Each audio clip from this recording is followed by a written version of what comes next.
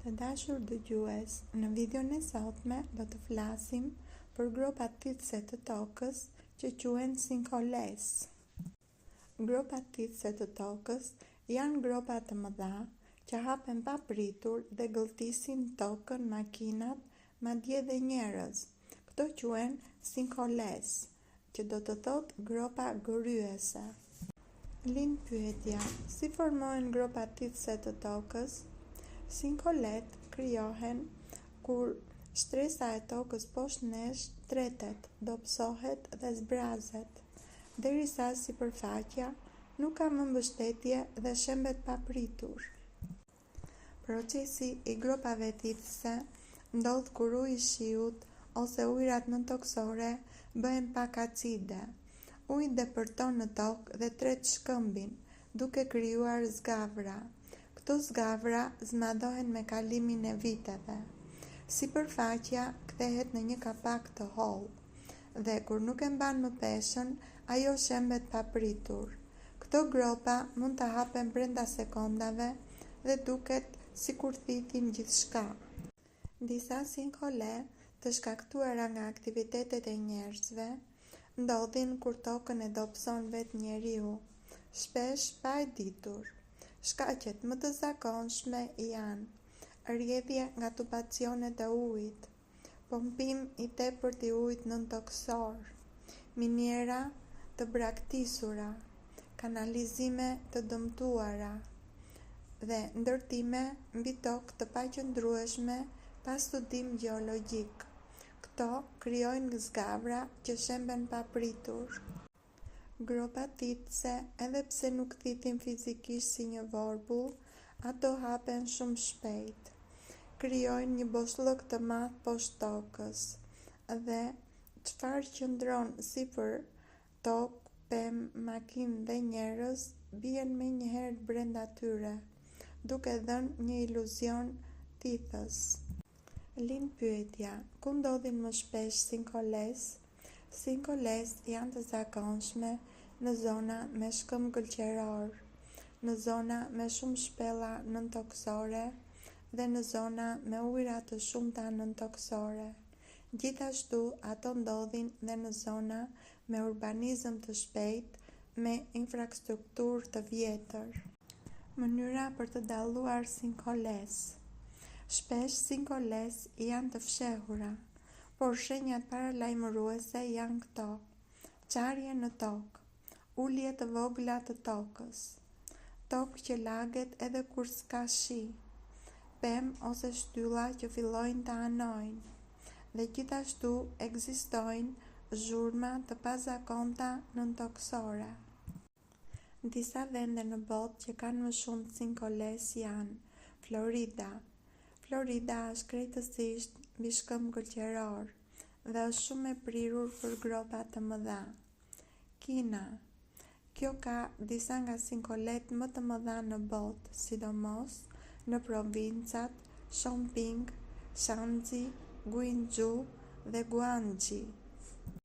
Në Meksik, veçanërisht në gadishullin Yucatan, ekzistojnë sinkole të mëdha të mbushura me ujë. Në Amerikën Qendrore, sidomos në Guatemala, Belize dhe Honduras, ekzistojnë shumë zgavra nëntoksore. Në Itali, sidomos në zonat Lazio, Apulia dhe Sicili, ekzistojnë shumë zona me struktura gëlqerore. Në Rusi, sidomos në rajonet Perm, Bashkortostan dhe Siberin perëndimore, ekzistojnë probleme me nëntokën kriplinjore. Në Australi, sinkoles ekziston sidomos në vendet Queensland, në Victoria dhe në New South Wales. Në Turqi, veçanërisht Konya, është një rajon shumë i prekur nga pompimi i ujit nëntoksor, i cili shkakton shembje. Rajone të tjera të njohura për sinkoles janë Spanja, Portugalia, Greqia, Kroacia dhe Slovenia, Izraeli, Kanadaja dhe Brazili. Edhe Shqipëria ka zona karakteristike ku ndodh sinkoles, siç janë Shqipëria e Veriut, Alpet dhe Thethi, Mali i Tomorit, zona rreth Karabrunit, Malësia e Madhe dhe Dukagjini. Sinkolet në Shqipëri zakonisht janë të vogla, por mund të ndodhin në zona ku toka është gëlqerore ose ka zgavra natyrore. Lim pyetja: si e shpjegon shkenca fenomenin e gropave thithëse të tokës? Shkenca e shpjegon fenomenin e gropave thithëse të tokës, që do të thotë sinkoles, përmes proceseve gjeologjike dhe hidrologjike që ndodhin nën sipërfaqen e tokës. Shkenca na tregon se ekziston tretja kimike e shkëmbimeve nëntokësor. Shumë zona të tokës janë formuar nga shkëmbinj gëlqeror, të cilët përmbajnë dolomit, gips dhe krip. Të gjitha këto materiale janë tretëse. Procesi që ndodh është: uji i shiut përthith dioksid karboni nga atmosfera dhe toka dhe bëhet pak acid. Ky ujë acid depërton poshtë dhe reagon kimikisht me gëlqerorët. Reaksioni që krijohet tret shkëmbin duke krijuar zgavra që zmadhohen me kalimin e viteve. Erozioni dhe shplarja nga uji nëntokësor. Uji që lëviz në përçarjet e nëntokës gryen materialet dhe i çon larg ato. Gjithashtu zgjeron zgavrën dhe dobëson sipërfaqen sipër saj. Kur tavani i zgavrës bëhet shumë i holl, ai shembet papritur. Kolapsi mekanik i tokës. Kur sipërfaqja nuk ka më mbështetje, forcat mekanike, siç janë për shembull pesha e tokës, e ndërtesave ose edhe e një personi, e kalojnë pikën e qëndrueshmërisë dhe rezultati është shembje e menjëhershme që krijon një grop turmullake të thellë.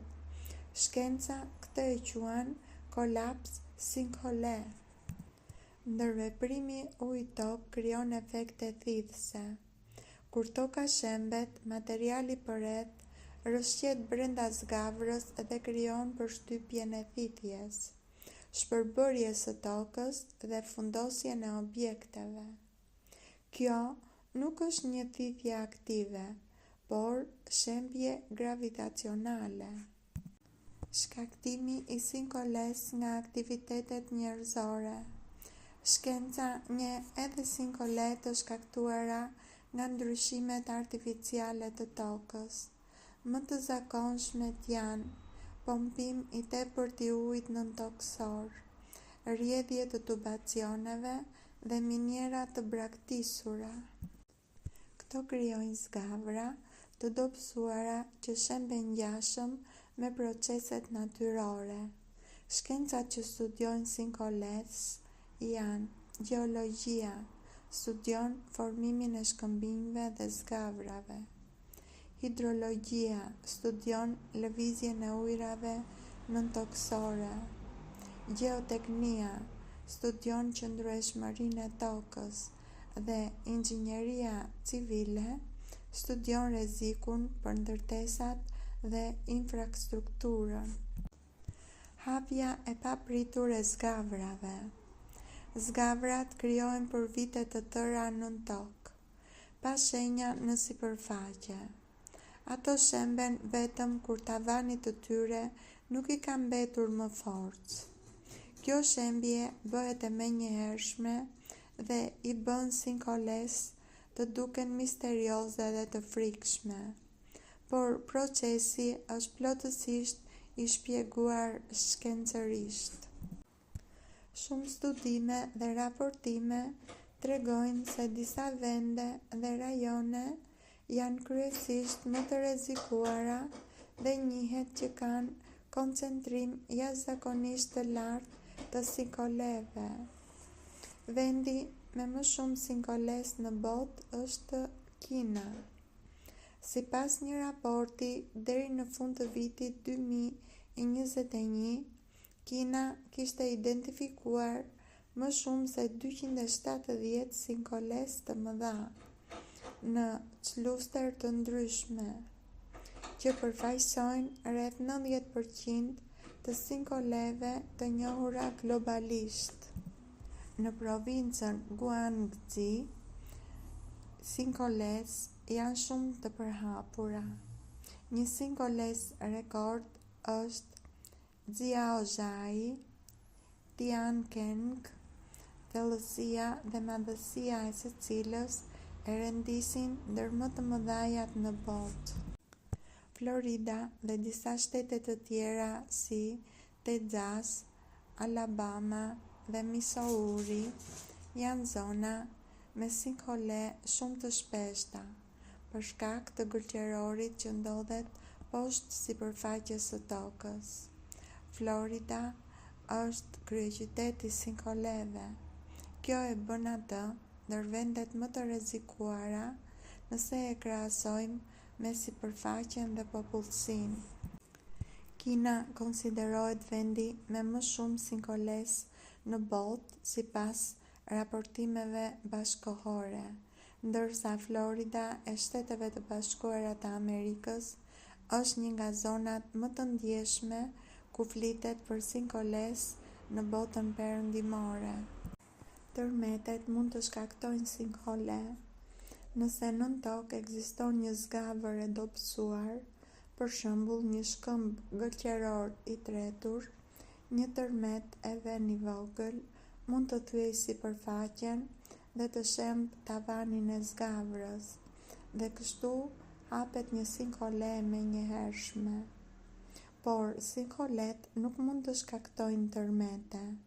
Sinkolet janë shembje të vogla lokale të tokës, jo lëvizje të pllakave tektonike.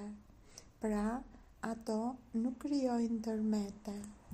Kombinimi i dy rreziqeve, zonat ku ka sinkole dhe tërmete janë Turqia, Kina, Italia qendrore dhe jugore, Greqia, Ballkani dhe Meksika. Pra, ka shumë zona ku dy rreziqet bashkëjetojnë. Sinkoles klasifikohen zakonisht në 3 lloje kryesore, bazuar në mënyrën si formohen. Sinkoles i tretjes. Kjo formohet kur uji i shiut tret gradualisht shkëmbin karbonatik, që ka gëlqeror, dolomit dhe gips, dhe shfaqet në sipërfaqe si një grop e cekët që zgjerohet me kalimin e kohës. Sinkoles i shembjes. Kjo ndodh kur një zgavër nën tokë rritet dhe shtresa sipërfaqësore shembet papritur. Kjo jep gropa të thella dhe të menjëhershme, që janë nga më të rrezikshmet. Sinkoles i uljes. Kjo formohet kur shtresat e sipërfaqes bien ngadalë për shkak të zhvendosjes së materialit poshtë tokës, e cila krijon një presion të butë dhe gradual. Disa shtresa të tjera që ndonjëherë përfshihen në klasifikim janë sinkoles antropogjen, që do të thotë i shkaktuar nga njeriu, nga rrjedhje ujësjellësash, miniera, tunelime, punime ndërtimi e të tjerë. Sinkoles i përzier. Kjo ndodh kur shumë procese, si për shembull tretje, shembje dhe veprime njerëzore, veprojnë njëkohësisht. Për të mbrojtur veten nga sinkoles, është e rëndësishme të njohësh shenjat paralajmëruese të secilit lloj dhe situatat ku ato mund të shfaqen. Dallimi duket si një grop e vogël e cekët, e gjerë dhe jo shumë e thellë. Formohet ngadalë.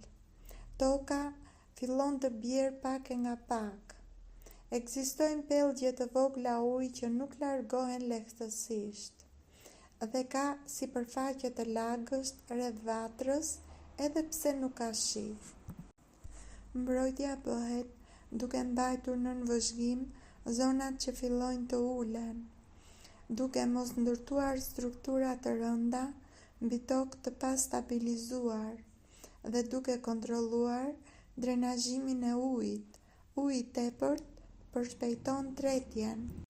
Sinkolesi shembjes.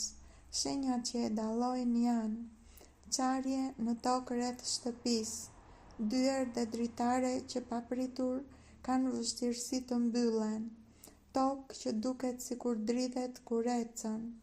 Ekzistojnë zhurma të tokës, por këto janë të rralla. Të gjitha këto tregojnë se mund të ketë zgavra nën sipërfaqen e tokës që nuk shihen. Mbrojtja në të tilla raste është: nëse shfaqen këto shenja, duhet të largohesh. Të therasësh specialistët, gjeolog dhe inxhinier për të matur stabilitetin dhe nuk duhet parkuar dhe ndërtuar mbi zona me qarje. Sinkoles i uljes graduale. Dallimi është: toka ulet ngadalë për muaj ose vite. Bari fillon të humbas ose të thahet në një rreth të veçantë. Ekzistojnë pellgje të vogla që shfaqen gjithmonë në të njëjtin vend. Mbrojtja është: shmanget ngarkimi i tokës mbi atë zonë dhe matet rregullisht niveli i saj. Sinkoles nga njeriu, që do të thotë antropogjen. Dallimi është: shfaqen pranë tubacioneve të ujit që janë dëmtuar, punimeve të ndërtimit, minierave, rrugëve me kanalizime të vjetra. Këtu uji grumbullohet pa arsye të qartë. Mbrojtja bëhet: kontrollohen menjëherë rrjedhjet e ujit rreth shtëpisë, rregullohen sa më shpejt tubacionet që pikojnë dhe nuk duhet gërmuar pranë themeleve pa specialist. Si përfundim, mund të themi se mbrojtja e përgjithshme është të mos neglizhojmë qarjet në tokë ose mure, të shmangim akumulimin e ujit pranë shtëpisë, të mbajmë distancë nga gropat që formohen, të cilat mund të zgjerohen pa pritur.